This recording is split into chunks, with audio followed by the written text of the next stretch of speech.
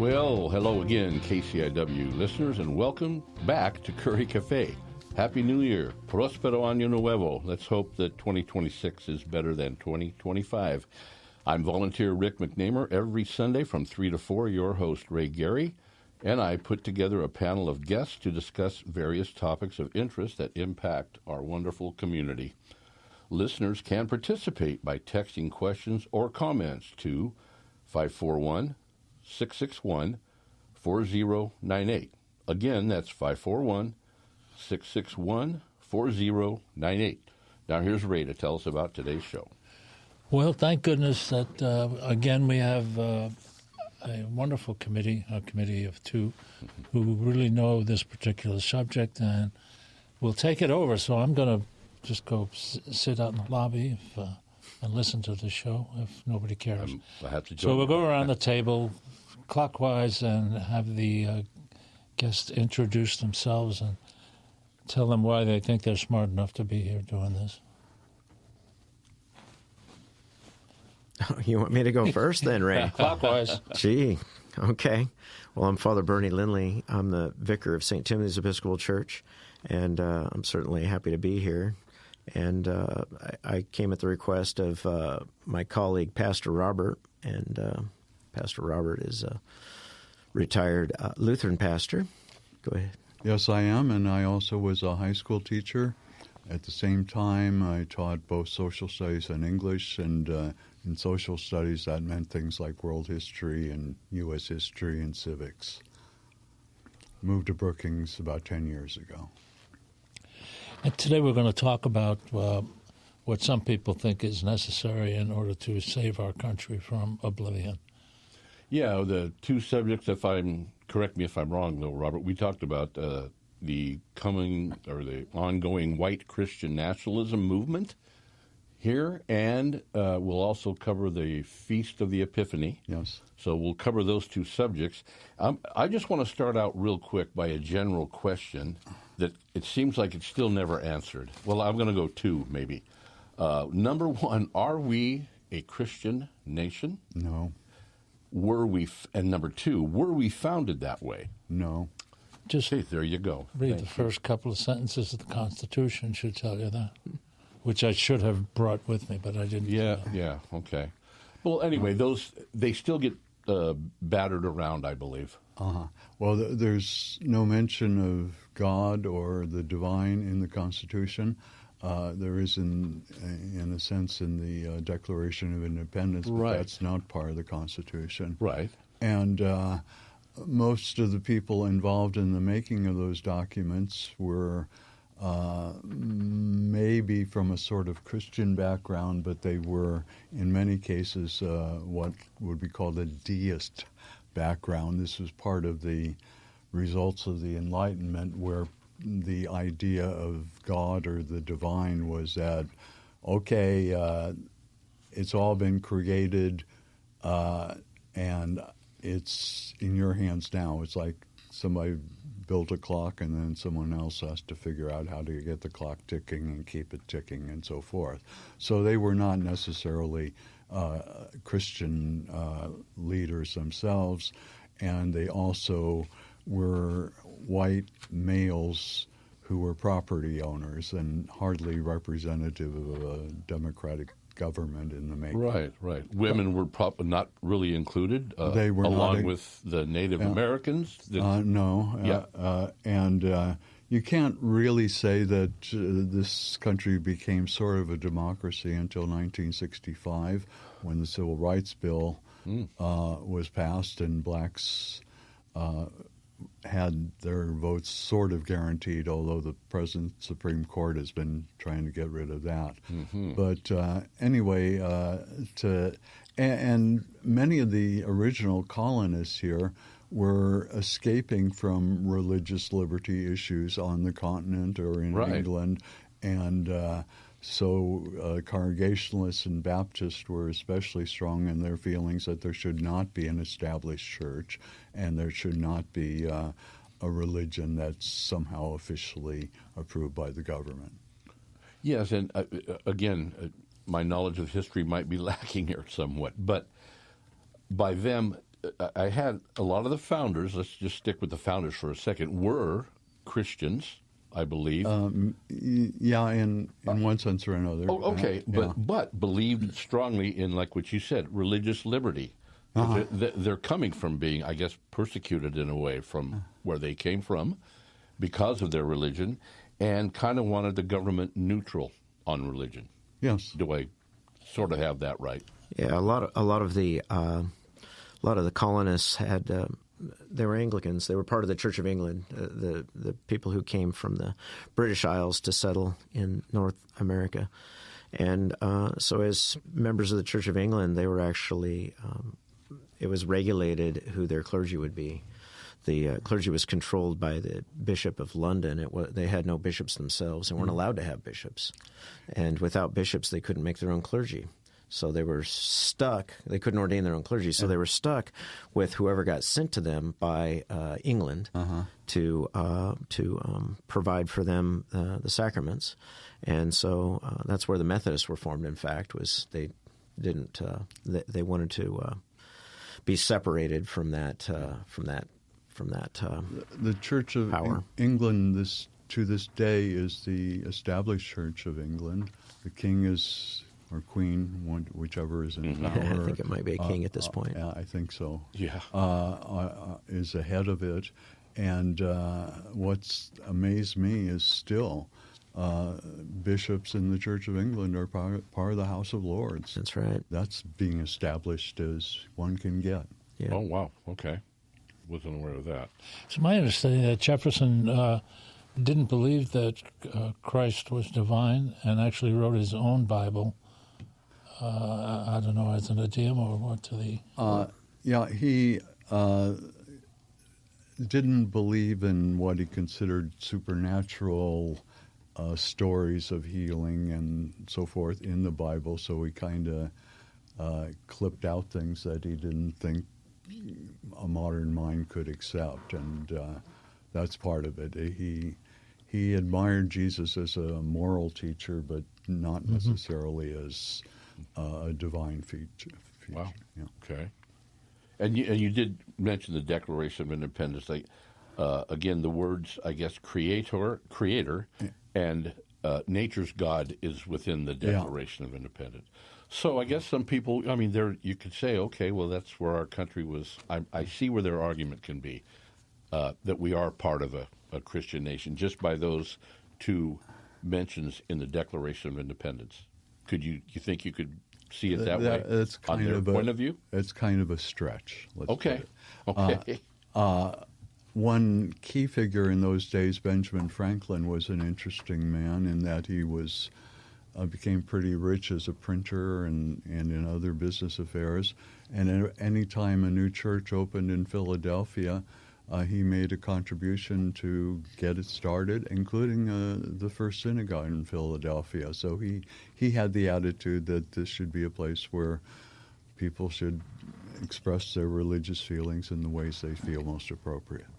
There was definitely no desire to create an established religion, an established denomination, Christian or otherwise. Well, maybe in individual states, yes, but certainly not countrywide. And I understand the Episcopal Church was probably stronger in the South in those days than... Certainly. Yeah. Virginia especially. Okay, yeah. And that was the heart of where the leaders of the Republic came from. Well, and this current administration, it seems like, right up to the white Christian nationalistic movement, they seem to be going that way. And that ties in with Project 2025, Sure. I believe. And by the way, I want you to keep remind you listeners, you can text in questions or comments, 541-661-4098. So, but anyway, yeah, we're moving in I think, kind of a scary direction with that. For sure. Type of stuff. Do you think it's really going to take traction, though? I think it already has traction. Some traction, but I don't think it's going to... Probably individual states are different, yes. The Turning Point movement looks like it has quite a bit going for it, and there's some controversy within it. But well right now she's just turned it into a way to make money. Yeah, she has. Oh, no, wait. Well, Turning Point USA? Yeah. Charlie Kirk's. And, Yeah. Yeah, his wife is, who is not supposed to have any authority, as I understand it, is now running it. And Right. is all smiles and beautiful, and has meetings where they're selling merch. For the most part, that's what. See, I think the problem, Ray, is when we blend our patriotism up with our religion, and somehow or another decide that God favors one country over another. And in our case, it would be that somehow or another God favors the United States. Of course he does. And if could we we- don't, How could we have gone this far? and if we don't do certain things, if we don't, if we let certain people into the country, Muslims, then we'll lose God's favor. Or if we allow, if our country allows certain, what I would consider basic human rights to exist, then somehow or another God will lift his favor from the United States, and then we'll go into some sort of, chaos, I guess. The irony of January 6th being both the unmovable feast of the Epiphany and the insurrection that took place is extremely strong.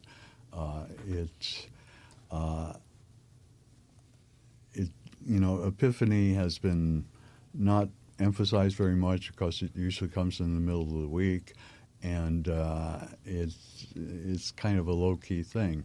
But it's at the heart of the Christian faith. And part of the heart of the Christian faith is the Christian faith is for everyone. And the Epiphany is sometimes associated with, quote, 3 wise men. Well, in the Bible, there are really 3 magi. Well, maybe not 3, though. No. There could well have been 10. There might have been women involved. And but that's what's more clear, that the faith of Christianity, as it grew out of the Hebrew faith, was for everyone. Historically, some of the, quote, magi have been given names and even faces. That one is often shown as having a black face. But the whole point of it is that while in Hebrew religion there often were times when they saw themselves as a chosen people and really special, at other times they were chastened to say, no, you got to be a positive influence in this world, and especially by reaching out to the stranger and the naked and the sick and the homeless and so forth. And so there's a real irony that Epiphany, the feast that says the faith is for everyone, turned out to be a day in which basically a large number of white Christian nationalists rioted, killed some police officers, permanently disabled some of them, and performed in a very ugly way. And yet as soon as Trump got reelected, if that's the term, all of them, including some who were in really violent crimes and really ugly, disgusting crimes, were all freed from their criminal responsibility. Right. Yeah. We and elevated too. And Father Bernie, you talked about patriots, elevated as patriots. Yes. And yeah, it's quite bothersome, the fact that I don't even hardly have words for it when we take something that was.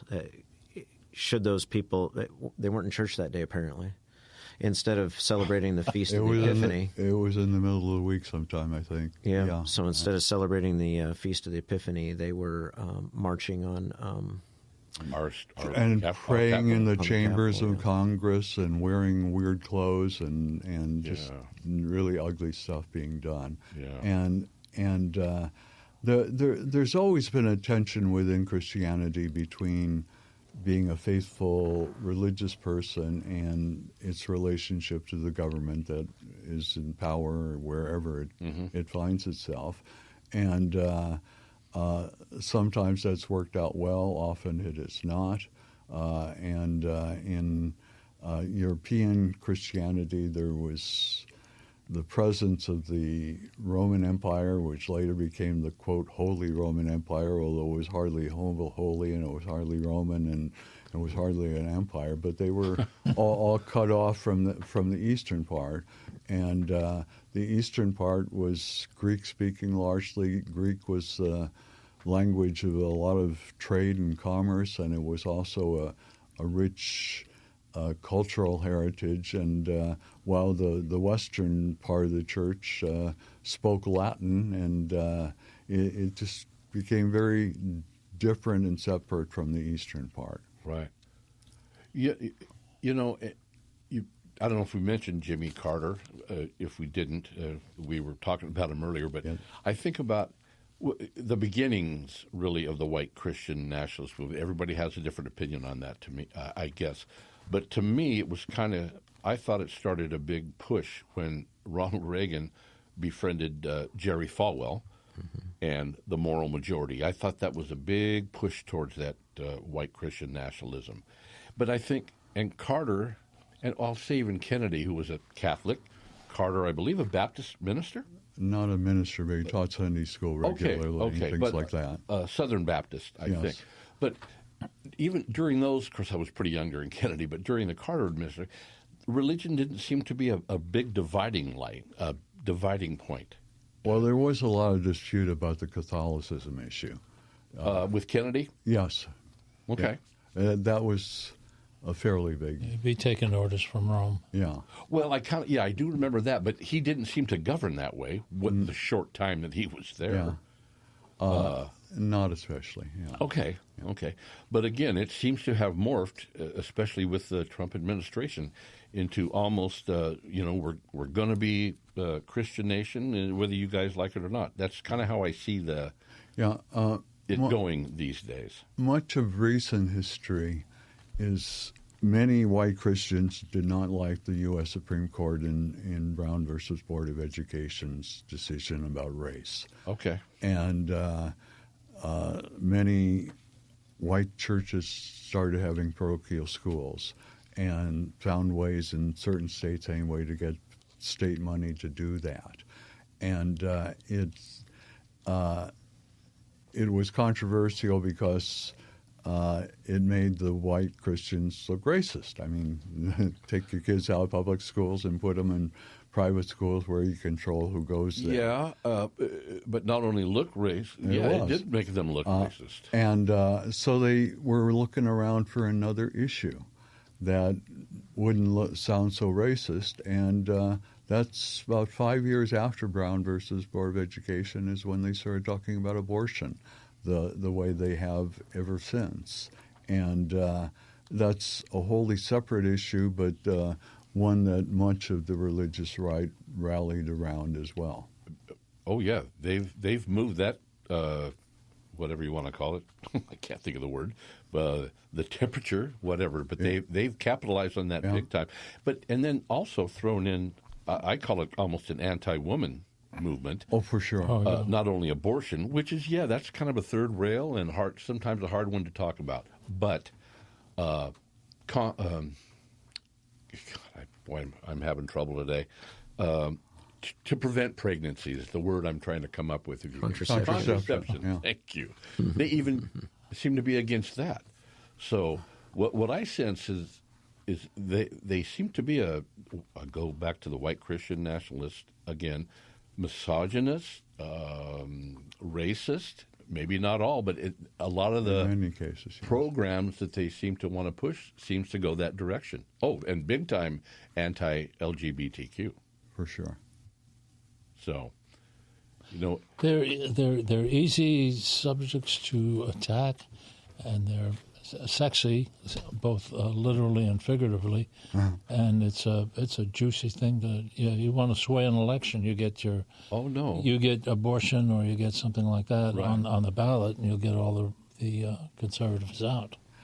There's a prominent writer and leader named Jim Wallace who wrote a book called The False White Gospel, and has been involved in civil rights and anti-war stuff for as long as I have.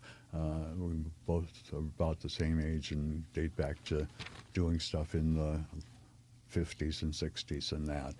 And he points out that the need for Christians to see that the Christian faith is not just about individual personal relationship between a person and God, but it's not just a vertical relationship, it's a horizontal relationship, which Jesus made so clear in Matthew 5, but also in the Beatitudes and a lot of other places. And the Hebrew Scriptures do too, that say that, reach out to the stranger and those who are struggling. And Wallace points out that there were a fair number of evangelicals 50 years ago that kind of correctly expressed those things, but that was 50 years ago. And there were many who accepted abortion then. Mm-hmm. And until some tried to make it this terrible issue to fight good folk who are making decisions about their own bodies in consultation with their doctors and pastors or whatever, all of a sudden having that all removed from them. Mm-hmm. Yeah. Again, anybody out there with a question or comment, 541-661-4098. And boy, I am going to be looking a little harder now at January 6th coming up on how both of these are going to be approached. But I think we can almost guarantee that the administration will not even want to talk about the insurrection. They've been kind of successful of putting that behind. It's been somewhat amazing when you remember those pictures of the doors being slammed into some police officers' heads. And, right. We had a guy on here a year or so ago who was, I believe, running for office. Oh, yeah. Very intelligent person, very well spoken. And when I brought that subject up, he said, well, I don't think we have all the information on that yet, so I don't think I want to comment. And some Trumpers would say the FBI was all behind it. I happened to have the television on and was watching it that morning and screaming at the television. It was as ugly can be, I thought.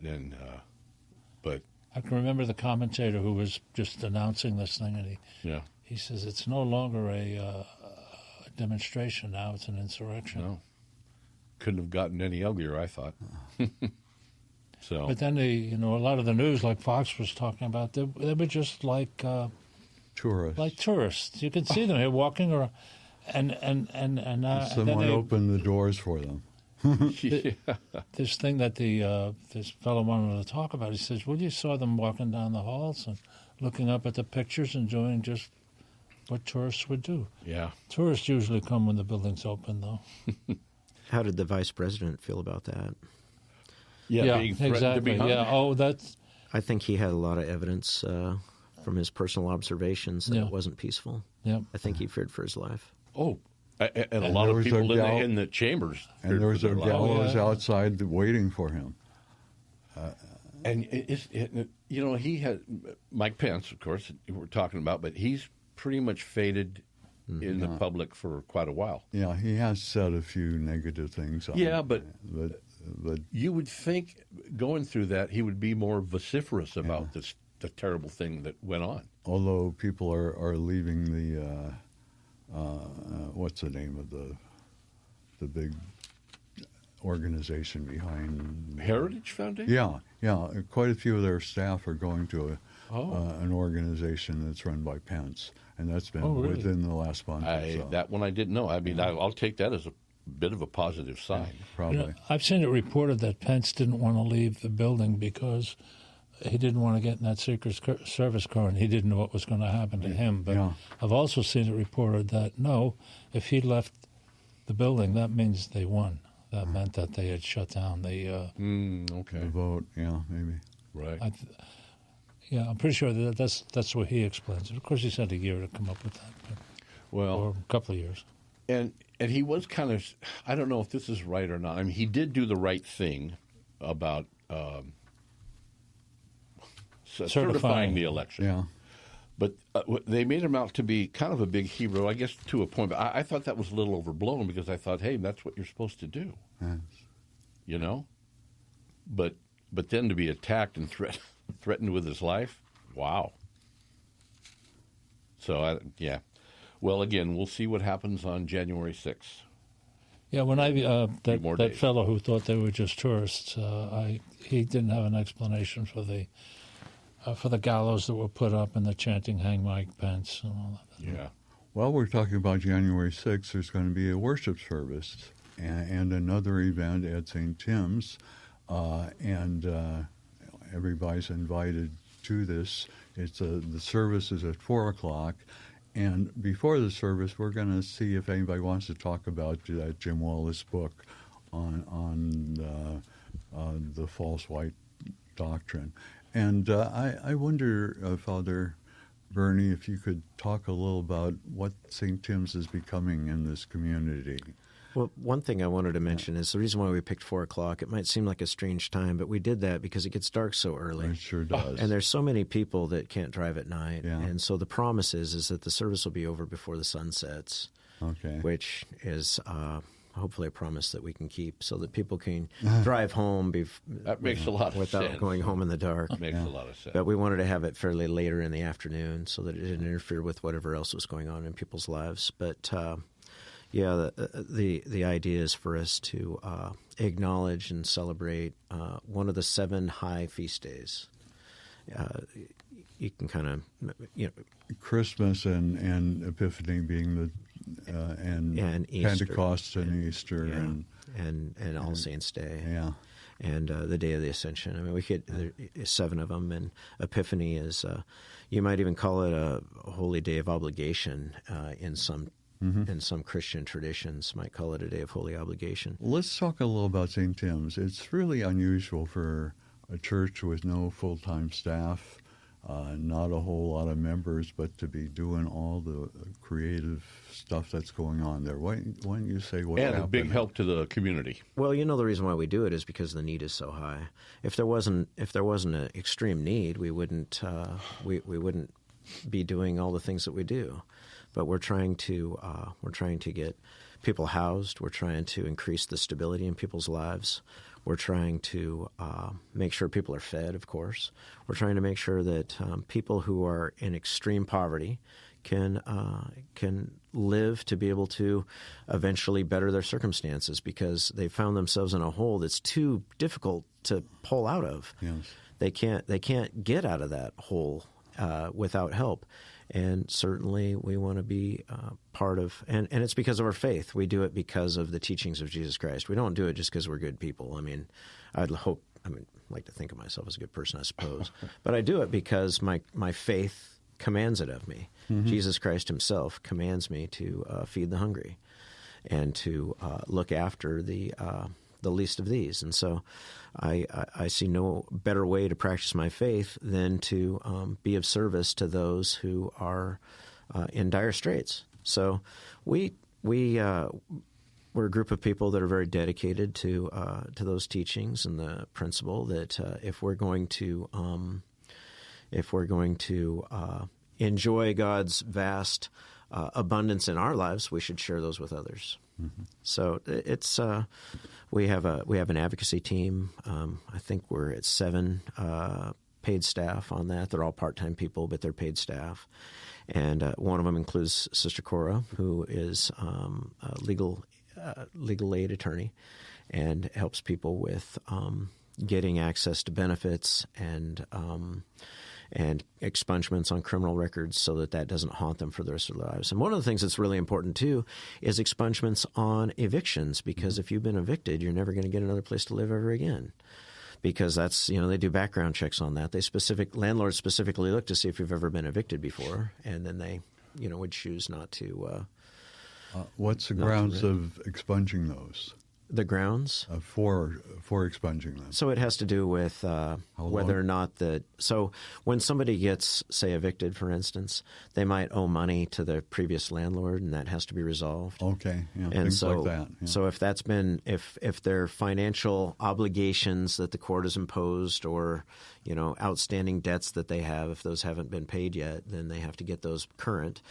And then kind of like driving privileges are sort of the same thing. You have to pay your back fines in order to get your driving privileges reinstated, and she assists with that as well. So we're talking about basic things so that people can so that poor decisions they made in the past don't haunt them indefinitely. Everything you would think that things would have a statute of limitations, but it turns out that a lot of things don't. A lot of things follow you for decades. And what Sister Cora does is make sure that people have the ability to at least have a new set of opportunities. And housing's hard enough to come by as it is. Oh, for sure. In our community. Yeah. I think that's nationwide. It's becoming harder. Well, I think you might be able to find a place to rent in Detroit, Michigan, or somewhere. Well, but certainly, certainly here it's nearly impossible. Rural area. Yeah, for every place that comes available for rent, there's going to be 50 applicants. Yeah. You have to know somebody. You have to somehow or another get the place before it's been advertised. Yes. Yeah. And that's if you're not well wired in, you're just not going to be able to get a place. Another thing about St. Tim's is women play a very important role there. You have a deacon or two deacons. Well, two deacons. Sister Cora is a deacon. She's a Lutheran deacon. And you have people trained as counselors and people helping. Chaplain. Yeah, we have a clinically trained chaplain who happens to be a woman, and then we have a former nun in our congregation. My friend Joni, who I love dearly, and she last Sunday when I wasn't able to preach because I was out on my crab boat trying to make a living because the church doesn't. I get $1,800 a month, $1,850 maybe a month for my stipend from the church, which goes to a housing allowance. It's not enough to live on, certainly. I mean, in our community, $1,800, $1,850, that's not going to. No. It's not going to cover because a housing allowance covers more than just the rent. It's supposed to also cover rent, utilities, and for a furnished place too. By the way, if you know about, maybe you had a housing allowance at one time in your career, Pastor Robert. But anyway, the $1,850 is a nominal amount that I get paid as a stipend from the church. So I have to have another source of income, and so I have a commercial fishing boat, and we're crabbing right now. It's the middle of the crab season, and so Joni did the homily for me on Sunday, last Sunday, and did a wonderful job. I was able to watch on Facebook Live because we stream our worship services, and we'll be streaming that Epiphany service as well. And I cried when she gave her homily. It was beautifully done. Yeah. It caused me to experience a lot of emotions, and I teared up. And we are talking Joni Lindenmeyer? Oh, for sure we are. Okay, because she's a special lady. Yeah. And that's a show here and that, on KCIW. And that continued to, I carried that with me throughout the week. You know how sometimes sermons, you'll hear one and you'll quickly forget it when you leave. I mean, I'm sure that happens to a lot of people. But Joni stuck with me throughout the entire week. I was reflecting on that all week long. Actually, the 4 Sundays in Advent, the first one you preached, the second one was Sister Cora. Sister Cora, and then me, and then Joni. And but Deacon Linda though. Deacon Linda was in there. Oh yeah, Deacon Linda was. Joni was the first Sunday in the Christmas season. Was in the mix, and the people who helped me with my YouTube and all that have come up a way of putting those 4 sermons together, the 4 Advent ones, and we can. If people want to hear them all together, that would be possible. But certainly your comment, Pastor Robert, that women have a prominent role within the church, a prominent leadership role, certainly they do. The president of our church council, so we call our church council the vestry. We call the president of the church council our senior warden. Yes. Our senior warden's currently a woman and has been a woman more frequently than it has been a man over the course of the last 30-some years. Mm-hmm. Because it turns out that women have gifts for leadership. Many times, yeah. Many times, quite frequently. Yeah. And we acknowledge that. And it wasn't always the case. Certainly in our youth, Pastor Robert, we did Christianity in the Lutheran tradition that you grew up in St. Timothy's and the Episcopal tradition. We did not always acknowledge sure. the gifts that women that women have gifts for ordained ministry.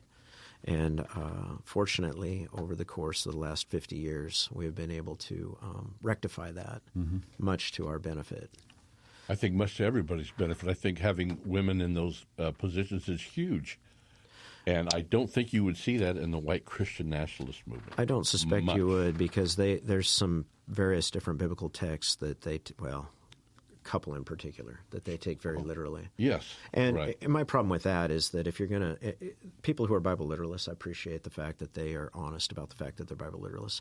But then what happened to Matthew chapter 25 when it talks about when I was naked and when I was hungry and when I needed something to drink and when I was a stranger – what about clear. that? Yeah, I would like to see them take that literally. And also I've noticed that they don't take literal if your eye causes you to sin, pluck it out. Because I see them all with two eyes. And when your hand causes you to sin, chop it off. And there's some things in the Hebrew Bible, or what Christians often call the Old Testament, where some things that are really dated to a very, very different time are closely, like in the book of Leviticus, related to some very important issues. And wrongly, I think, they're on the issue of homosexuality, but rightly in some of those same areas, they're talking about feeding the poor and welcoming the stranger. Right. And there's also a time in one of those very same chapters where there's a strong forbidding of two different types of cloth being in the same clothing. Now, what that has to do with anything today other than how well it might iron or what, who knows. But the Bible was a collection of books written by who knows how many authors. It wasn't often edited in different ways and at different times. It often was copied by people who didn't even know what they were copying. They were just, that was the way to get things copied. Just, sit in there and start doing this. The Hebrew Bible originally had no punctuation in it. So you're not sure when a sentence starts and when it ends, or if it should have a question mark after it. And a lot of things that we think of as the Bible, we can't really think of as strictly as history in the same way we would think of how a professional historian would write history today, or even a professional journalist. It was just a different time, and very few people were literate. The government was oppressive. Women had almost no rights whatsoever. And it was the Christian movement, although it had its compromises and problems with government, basically was supportive of government. And part of why it became so predominant in Western Europe was it was a place where it was providing government services like food and other healthcare stuff, and the government got to appreciate that. And Constantine officially made it the religion of the Roman Empire, even though his reasons for doing that are often questioned. So anyway, it was a very different time, and we have to understand how the Bible was made. None of the Gospels came into existence until about 70 A.D., about 30, 40 years after the life of Christ. So all of the stuff that's communicated in the New Testament was orally communicated for 30, 40 years before it ever became part of any written book. Okay. For any of you questions or comments now, please text in 541-661-4098. Father Bernie, I wanted to kind of go back a little bit, back to feeding the people in need in this community. Number one, have you seen an increase in the need in the last few years? And you all at St. Tim's had quite a battle just to get through to try to feed the people in need. Yeah, that's true. So, interestingly enough, I did a tally of how many meals we served at St. Timothy's over the course of 2025, and the number was 14,780. It Wow. ended up being an even number. That's how many meals we served. And that's just, we only serve about half the meals of the community kitchens because Star of the Sea has Wednesdays, and the Presbyterian Church has Thursdays, and Trinity Lutheran has Fridays, and then we share Saturdays with the Nazarene Church where we do the odd Saturdays and they do the even Saturdays. And so if you were to add up the entire amount, the total number of meals served in Brookings for 2025, the number would be somewhere around 24,000. And I don't know all the numbers from the other churches, but I can extrapolate, So we're looking at like 24,000 meals. What do you say to people? You're only encouraging people who are dependent on drugs and alcohol and this to get a free meal. There's a reason we don't feed bears. Well, there's people who say that. What I heard a guy say was seagulls, if you don't want to feed these Well, I seagulls. heard raccoons this morning. That was a new one. So obviously we're talking about people, and to me it's a commandment from Christ himself. It's certainly a biblical concept for me that's my primary motivation for doing it, of course. But the reality is say somebody is a down-and-out drunk, or say they are addicted to drugs. So if you don't feed them, they die. So is that what we do? We decide that they should just die. And if that's the case, then we're really close to some sort of concentration camps where we start exterminating people, in my mind. Mm-hmm. Because if you decide that some people don't deserve to live because of an addiction that they no longer have control over, because that's the nature of an addiction, you've lost your freedom of will at the point that you become addicted. And so if we decide that because people are addicted that they should die, that doesn't sound like a very humane way for us to function as a society. So my hope is that we'll keep them alive until they can, to the best of our ability, create stability in their lives, until they can figure out what's next in their lives, how they can fully become who they're intended to be by their Creator. And who knows what that's going to look like. It's not for me to decide. Mm-hmm. And if they're going to die in their addiction, I don't want to be the cause of it. I want to make sure I've done everything I can to prevent that from happening. And so we work with organizations like Barrier First Step and with ADAPT, the behavioral health people here in town, and Brookings Corresponds. We work with these different organizations to try to get people into recovery. And certainly there's a lot more we can do in order to get people into treatment and into recovery. Brookings Corresponds actually started at St. Tim's, didn't it? They did, Yeah. and we're very, very fond of Diana Carter, who is the executive director of that organization, and very proud of what she's accomplished. Yes, it's pretty amazing. Well, and in all the meals and the people that you've seen go through there, how thousands of times, how about some success stories that you've seen? Well, I'll tell you, there's several, of course. Sure.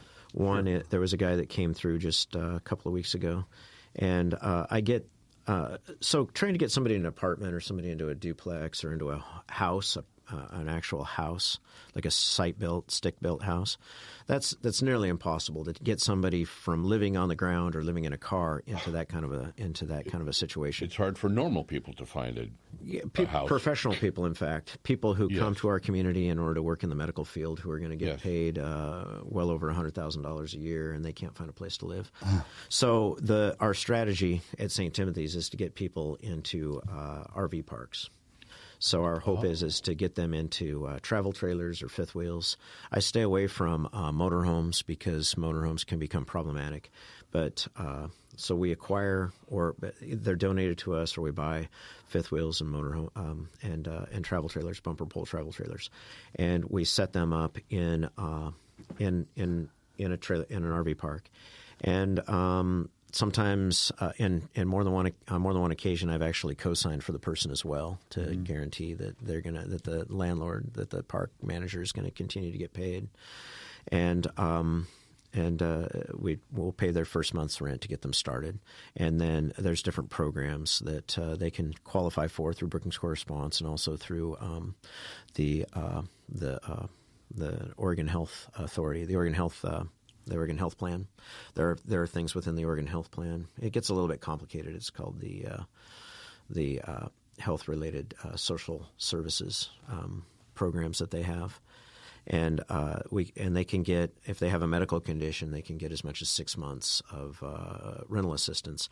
And then if we can get them going with the Coos Curry Housing Authority, of course, we're working on that as well. But the waiting list for that is really long. So anyhow, last week I had this travel trailer that had been donated to the church in Gold Beach, in a park in Gold Beach, and I didn't want to go move the trailer. I wanted the trailer to stay in the park. It's already there. It's already been accepted by the park. So now I'm trying to find a person who is already perhaps in Gold Beach or wants to live in Gold Beach. And sometimes people who live in Brookings don't want to live in Gold Beach because it's a long drive to get between, because a lot of the jobs are here, and they don't want to commute. And so there's reasons why not everybody is able to move to Gold Beach. But I found a guy. Well, I didn't find him. He found me just by coincidence. I mean, I didn't advertise it. I didn't tell anybody. He just showed up one day last week, and he said it was a week before last, actually.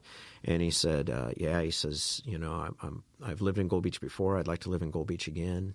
And I said, well, we have this trailer. It's in the park. I would like to gift that to you. And he said, that would be excellent. He says, I'm already applying for a job there. He says, I expect that I'll get it because I had worked there before, he said, and I left on good terms. He had actually lived in that park before. Oh, wow. And he had left on good terms. And so the park manager knew him and wants to see him succeed. And so we paid the first month's rent. It was $500. And my hope is that he's going to go in tomorrow to see about the job.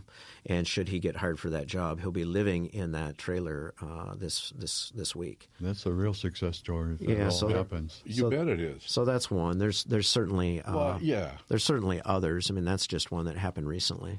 Well, that's huge. It's a positive. And what about as a senior? What about some of the homeless seniors that you encounter? Here's what's heartbreaking is that there are a large number of women over the age of 65 that are living in their cars in our community. And they're trying to not be – I mean, they want to be under the radar. They feel vulnerable. They don't want to be seen by the police. They don't want to be seen by the public. They're embarrassed. They're ashamed. They've been treated badly. They're – like I say, they're super vulnerable. Where do you go to the bathroom and all that? Exactly. And now you can't go to the that Harris Beach, the rest area. They've changed that so that it's only daytime stuff. You can't go there at night. You certainly can't sleep there. And if you do park there, you have to have a parking permit that you have to go acquire and have the money to acquire that. So the number of places where people can safely sleep at night in their vehicles is less now than it was. And so I would guess there's 15, 20 women who are over the age of 65 living in their vehicles in our community that nobody is going to see them because they don't want to be – they want to blend in. They don't want anybody to know that they're living in their cars. I'm pretty sure I've seen a few walking the streets at times, and it hurts. Sometimes they do. And, it happens. I know one particular woman who did, and we were able to get her into an assisted living facility, which was a vast improvement over where she had been. Okay. But, they come in, and the reason why I know who they are, of course, is because they come in and they use our shower on Monday, Wednesday, Friday during our office hours. And they come in and they eat in our meals with us. And we develop relationships with these people. And part of what we're trying to do is establish trust so that we can be helpful, because it's very hard to know who you can trust in the world that we live in right now. As a normal person, it's hard. Yeah. A few years ago, I happened to meet a homeless woman in a situation that I won't go into that did not allow me to ignore her or pretend I didn't see her or just walk away. I had to spend some time with this person who was very hungover, to say the least. But I could see that through all that, she was, at one time, had been a fairly sophisticated person. She spoke very well. She was poised and whatever. And I was looking at her thinking, boy, at one time, she was somebody's pride and joy. She was somebody that parents took her to places and showed her off, and now she's here. It turns out that somebody I know knew her and said that she actually came from a well-to-do family in this town, then got into drugs, and now she was basically living on the streets. But I've also heard from that same person that her family has taken her back now, and she's doing well. Well, another But that, success story it's just then. kind of an eye-opener when you don't, you driving to Fred Meyer, there's somebody there wants money or whatever, and you can just easily, completely ignore them or not interact with them in any way. But when you kind of want stuffed into your existence and you have to do something. You know, one of the things, Ray, I was thinking about vulnerable women. This one gal that I know, she, her and her husband, they were living off their Social Security check, and then he died. And so then she loses the larger of the two, his Social Security benefit was the larger of the two. And so now she gets the larger, but she loses hers, right? Yeah.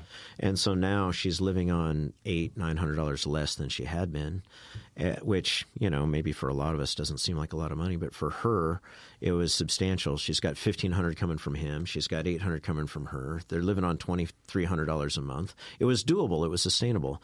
But when she loses $800 of that, and she's down to $1,500, and her space rent, she's fortunate. It's only about $450 a month for her space rent, the travel trailer that she lives in. But she had payments on that travel trailer. And then she's got car payments on her car because she needed dependable transportation because she's got medical issues and has to drive to Medford and Eureka. His medical care was coming out of Eureka, and her medical care was coming out of – because she's a cancer survivor on top of all that, right? And she's got to have gas and insurance and food and electricity and all the different things that a lot of us take for granted. On $1,500 a month, Impossible. And so we have helped her in the times when she's come up short because there's been certain expenses that were unforeseen to keep her from going fully homeless and living in that car. And so we spend more money every month on keeping people from becoming unhoused than we do on the unhoused themselves. And because when we get somebody into a travel trailer or a fifth wheel, oftentimes it's donated. We've had many donated fifth wheels, usually fifth wheels, which are harder to transport. I mean, you got to have a special hitch and the whole thing. Yeah. And so I've actually acquired a truck special for the purpose. And even though I don't want to be the one driving around, because it's hard to back up and stuff, I don't know what I'm doing. But nonetheless, I have a truck special for the purpose. And we have on probably 4 different occasions, I guess. Yeah, 4 different occasions. We've put people in manufactured homes. So 3 different times we were able to acquire single-wide manufactured homes, and on one occasion we got a double-wide manufactured home. And so those are already set up in a park.